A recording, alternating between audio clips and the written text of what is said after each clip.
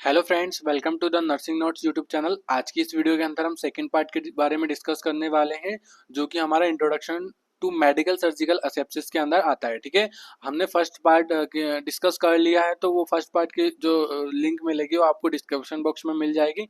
Second part में हम देख लेते सेकेंड पार्ट हम देख लेते हैं। ठीक है, तो केयर ऑफ सर्जिकल पेशेंट। ठीक है, फर्स्ट पार्ट में हम केयर ऑफ मेडिकल पेशेंट के बारे में पढ़ा था। सेकंड पार्ट में केयर ऑफ सर्जिकल पेशेंट के बारे में पढ़ेंगे। तो सबसे पहले pre operative care. Pre operative care क्या होती है? तो this refers to the care of before the surgery to prepare the patient physically और साइकोलॉजिकली। ठीक है, क्या होता है, एक ऐसी कंडीशन जब पेशेंट सर्जरी के लिए जाता है, सर्जरी के लिए प्रिपेयर करते हैं उस पेशेंट को, तो उसको पेशेंट को फिजिकली और साइकोलॉजिकली हम प्रिपेयर करते हैं, तो उस कंडीशन को प्री ऑपरेटिव केयर के अंदर लाते हैं। ठीक है, तो सबसे पहले फिजिकल प्रिपरेशन का किया जाता है उसका, पेशेंट का फिजिकल प्रिपरेशन कैसे किया जाता है देख लेते हैं। Consent ensure information consent in a sign. ठीक है, जो भी पेशेंट की कंडीशन है, पेशेंट का साइन है, वो हम इन्फॉर्म करा देते हैं पेशेंट को कि आपकी इस टाइप की सर्जरी होने वाली है। ठीक है, इस टाइप की सर्जरी के लिए प्रिपेयर कर रहे हैं। History and examination confirm medical surgery history, allergy and diagnostic test result. ठीक है, क्या होता है, कंफर्म करते हैं मेडिकल या सर्जिकल हिस्ट्री तो नहीं है कोई पहले वाली, कोई पेशेंट को एलर्जी तो नहीं है किसी ड्रग से, किसी मेडिसिन से, या किसी को और उसका डायग्नोस्टिक टेस्ट रिजल्ट देखते हैं। एनपीओ स्टेटस देखते हैं, नील पर ओरल, नो फूड और fluid 6 to 8 hours before surgery. ठीक है, सर्जरी से 6 से 8 घंटे पहले अगर आपने कुछ खाया तो नहीं है, तो वो चेक करते हैं एनपीओ स्टेटस। स्किन प्रिपरेशन करते हैं, saving the surgical site, antiseptic bath. ठीक है, सेविंग करते हैं अगर कोई जेनाइटल एरिया का अगर सर्जरी होने वाली है, या फिर एब्डोमन की होने वाली है, या फिर सिजेरियन सी सेक्शन होने वाला है किसी लेडी का, तो वहाँ पे सब कुछ चेक करते हैं। बोवेल प्रिपरेशन देख लेते हैं, एनीमिया और लेक्सिटिव्स इफ रिक्वायरमेंट एब्डोमिनल सर्जरी। अगर एब्डोमिनल की सर्जरी है तो लेक्सिटिव या लेक्सिटिव की रिक्वायरमेंट तो नहीं है उस पेशेंट को बोवेल को क्लीन करने के लिए, तो उस कंडीशन को भी चेक करते हैं।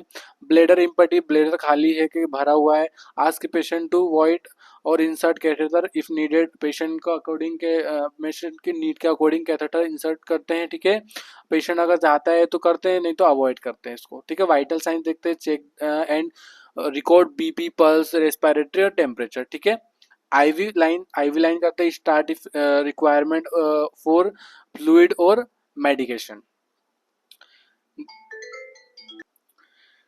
देन आ जाता है pre medication as prescribed sedatives और एंटीबायोटिक्स ईटीसी। ठीक है, प्री मेडिकेशन अगर पेशेंट की सर्जरी होनी है उससे पहले भी मेडिकेशन दिए जाता है, जैसे सेडेटिव्स हो गया, एंटीबायोटिक्स हो गया, उसको देना है कि नहीं देना है, ये सब कुछ देखते हैं, प्रिपरेशन करते हैं इसकी। Removes items. ठीक है, dentures, jewelleries, makeup, nail polish, ये सारी चीजें रिमूव की जाती है प्री ऑपरेटिव से पहले।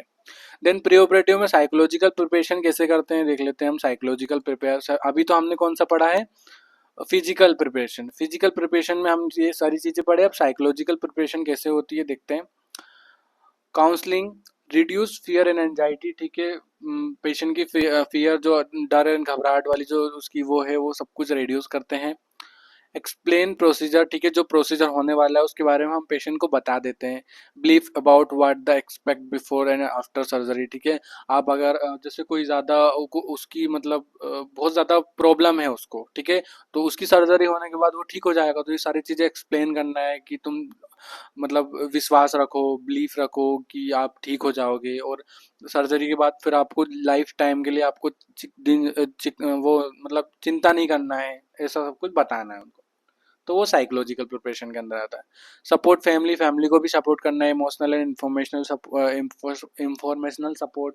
ठीक है, फैमिली को इमोशनल सपोर्ट भी करना है, और इंफॉर्मेशनल कि हाँ आपका पेशेंट ठीक है, सर्जरी चल रही है, कोई दिक्कत नहीं है, सब नॉर्मल है, ऐसा सब कुछ। ठीक है, डॉक्यूमेंटेशन भी करना है। Consent form, pre op checklist, report in invent investigation, ECG, blood test और एक्सरे सब कुछ रिपोर्ट करना है, तो डॉक्यूमेंटेशन भी करना है। देन हम इंट्रा ऑपरेटिव केयर, ठीक है, अभी हमने प्री ऑपरेटिव पढ़ा, इंट्रा ऑपरेटिव जो पेशेंट की केयर वो चलती रहती है तो उस कंडीशन में क्या करना है। This care during the surgery mainly done in the operation theatre, operating theatre, ठीक है। ये जो केयर होती है वो कहाँ, सर्जरी टाइम के ही, मतलब सर्जरी टाइम जो चल रहा था ना उसकी उसी कंडीशन में उसको केयर प्रोवाइड करनी है, mainly done by the done in the operation theatre. OT जो होता है ना ऑपरेशन थिएटर उसके अंदर ही होती है, तो उसको इंट्रा ऑपरेटिव केयर बोलते हैं। OT preparation ensure aseptic environment, ठीक है, जो ओटी का एनवायरनमेंट है, असेप्टिक मतलब जो होता है ना असेप्सिस, मेडिकल असेप्सिस, सर्जिकल असेप्सिस, वो सारी चीज असेप्टिक के अंदर आती है, मतलब आपका जो इन्वायरमेंटल हो वो बैक्टीरिया से मुक्त होना चाहिए, मेन ये है, ठीक है। Arrange surgical instrument and equipments, ठीक है, अरेंज करना है सर्जिकल इंस्ट्रूमेंट और इक्विपमेंट, अगर नहीं है तो maintain appropriate lightning and temperature, ठीक है, टेम्परेचर को मेंटेन करना है और लाइटनिंग जो है उसको प्रॉपर लाइटिंग मिल रही है कि नहीं डॉक्टर्स को, क्योंकि सर्जरी बिना लाइटिंग के तो होगी नहीं, तो सब कुछ मेंटेन करना है। पेशेंट प्रिपेयर इन ओटी, ठीक है, पेशेंट को ओटी के लिए तो वर्टिफिकेशन, कंफर्म आइडेंटिटी, प्रोसीजर, साइट, ठीक है, कौन सी साइट होना है, कौन सा प्रोसीजर होना है, कौन ये पेशेंट सही है या गलत है, ये सब कुछ आइडेंटिफिकेशन करना है। Positioning, correct surgical position with padding to prevent injury, monitoring करना है, अट्रैक monitoring, ECG, BP, pulse, oximeter, सब कुछ, ठीक है। पोजीशन चेक करना है, मतलब करंट पोजीशन, सर्जिकल पोजीशन, मतलब जिस एरिया की सर्जरी हो रही है उस एरिया के अकॉर्डिंग कौन सी पोजीशन दे सकते हो। एनेस्थीसिया देना है, help anaesthesia with induce intubation if needed, ठीक है, अगर वैसे नीड तो रहती है इसकी एनेस्थीसिया की तो देना ही है। Skin antiseptics, cleaning with antiseptic with draping. Third हो गया nurse role in OT, nurse का क्या रोल होता है, तो scrub nurse, assist surgeon, maintain sterile field, handle instrument, ठीक है। क्या क्या होता है, असिस्ट सर्जन, सर्जन जो होता है उसको असिस्ट करना होता है, नर्स का रोल। मेंटेन स्टेराइल फील्ड, ठीक है, स्टेराइल रहे सारी चीजें वो मेंटेन करके रखना, और हैंडल इंस्ट्रक्शन इंस्ट्रूमेंट, ठीक है, इंस्ट्रूमेंट अगर डॉक्टर मांग रहे हैं तो वो हैंडल करना है, सब कुछ देना है। Circulating nurse provide supplies, document procedure, assisting anaesthesia team, ठीक है। Monitoring, observe patient vital science and condition through the surgical, through out surgery, ठीक है, सर्जरी के टाइम पे पेशेंट का वाइटल साइंस चेक करते रहना है, उसकी क्या कंडीशन है सब कुछ चेक करते रहना और ऑब्जर्व करते रहना है। अगर थोड़ा भी बहुत भी बिगड़े तो डॉक्टर को बताना है आपको, वैसे डॉक्टर तो रहते ही हैं पर बताना है फिर भी। पोस्ट ऑपरेटिव में अब देख लेते हैं, अब हाँ थर्ड हो गया हमारा post operative.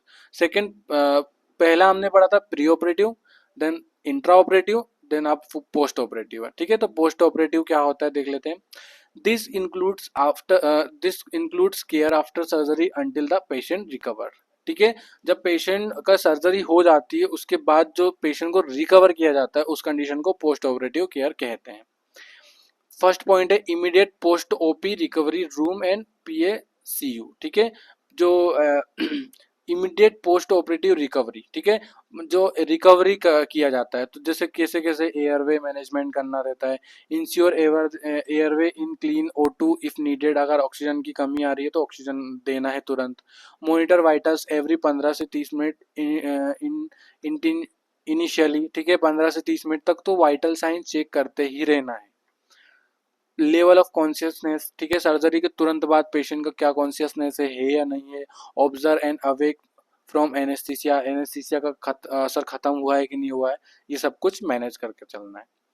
Check wound site for bleeding और डिस्चार्ज, अगर डिस्चार्ज हो रहा है या ब्लीडिंग हो रही है तो जैसे सर्जरी हुई है तो कट हुआ होगा बॉडी के अंदर, तो वो साइट चेक करना है, ब्लीडिंग तो नहीं हो रही है, डिस्चार्ज तो नहीं हो रहा है वहाँ से। पेन मैनेजमेंट करना है, administration analgesic and prescribe, analgesic देना है उसको, जैसे एंटीबायोटिक्स, ये सब चीज़ें।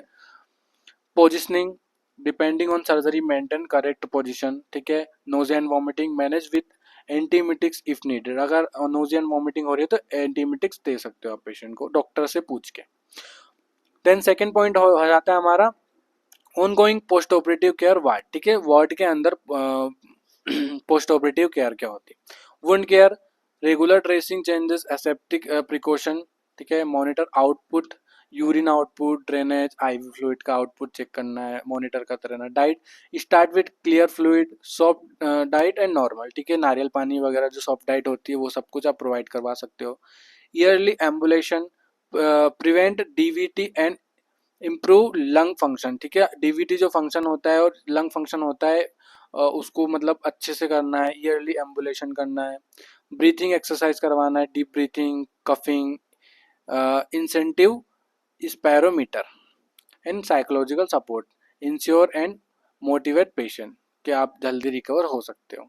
थर्ड पॉइंट क्या हो जाता है, कॉम्प्लिकेशन प्रिवेंशन, इन्फेक्शन से, मॉनिटर टेम्परेचर, वुंड और हाइजीन, ये सारी चीज़ें वो करके चलना है मेंटेन। थ्रोम्बोसिस, लेग्स एक्सरसाइज करवाना है, मोबिलिटी और स्ट्रोकिंग करवाना है। Respiratory problem, coughing, deep breathing, ठीक है, ये हो सकता है इसके बाद तो इसका ट्रीटमेंट करवाना है। कॉन्स्टिपेशन हो सकता है, डाइट फ्लूइड माइल्ड लेग्जेटिव देना है उसको, ठीक है। तो ये सारी चीज़ें हमारी उस पोस्ट ऑपरेटिव के अंदर आ जाती है। अब देख नर्स का रोल देख लेते हैं हम, सर्जिकल प्रोसीजर में नर्स का रोल। उसके बाद maintain patient safety, ensure infection control, provide emotional support, in correcting easier recovery, encourage in easier recovery, maintain accurate documentation, ठीक है। ये सारी चीज़ें हमारी पोस्ट ऑपरेटिव के अंदर आ जाती है, ठीक है। तो थैंक यू गाइज, अगर आपको हमारी वीडियो अच्छी लगी है तो वीडियो को लाइक करके चैनल को सब्सक्राइब जरूर करें, ताकि जो हमारी लेटेस्ट वीडियो जो आने वाली है वो आपको तुरंत मिल जाए। बेल आइकन को दबाना जरूर भूलना मत।